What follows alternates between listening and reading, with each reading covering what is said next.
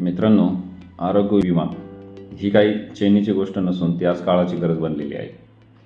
आरोग्य विमा जर तुमचा असेल तर तुमच्या भविष्यामध्ये जर मेडिकल इमर्जन्सीसारख्या गोष्टी आल्या तर आरोग्य विमा तुमचा खूप पैसा वाचवू शकते. आरोग्य विमा घेताना आपण कोणत्या कोणत्या गोष्टी तपासल्या पाहिजे ते पाहूया.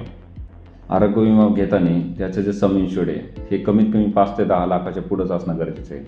आणि जर तुम्ही मेट्रो सिटीमध्ये जर राहत असाल तर आरोग्य विमा हा त्याहीपेक्षा जास्त घेणं गरजेचं आहे.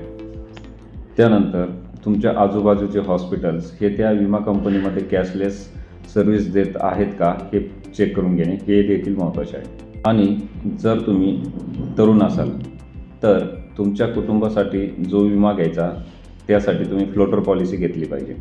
परंतु तुमच्या पॉलिसीमध्ये जर ज्येष्ठ नागरिक असतील तर ज्येष्ठ नागरिकांसाठी स्वतंत्र पॉलिसी घेणे हे कधीही फायदेशीर ठरते. त्यानंतर मित्रांनो, अनेक पॉलिसीमध्ये कॅपिंग हा प्रकार असतो. कॅपिंग म्हणजे काय? रूम रेंटवरती तुम्हाला मर्यादा असते. म्हणून आपण जी ही पॉलिसी घेणार कुठल्याही प्रकारची रूमवरती कॅपिंग नसली पाहिजे ही देखील खात्री करून घेणे तेवढेच गरजेचं आहे.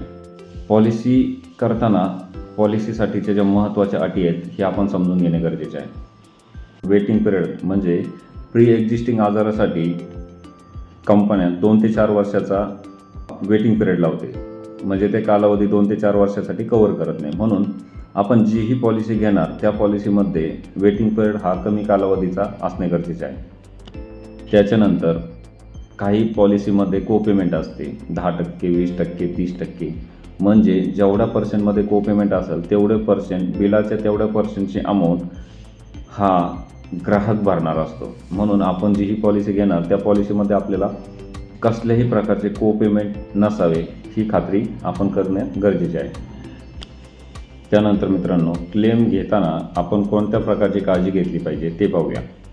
पहिलं तर क्लेम घेताना ज्याही वेळेस आपल्याला हॉस्पिटलाइज व्हायची वेळ येते त्यावेळेस आपण 24 तासाच्या आतमध्ये आपण हेल्थ इन्शुरन्स कंपनीला क्लेम इंटिमेट करणे आवश्यक आहे.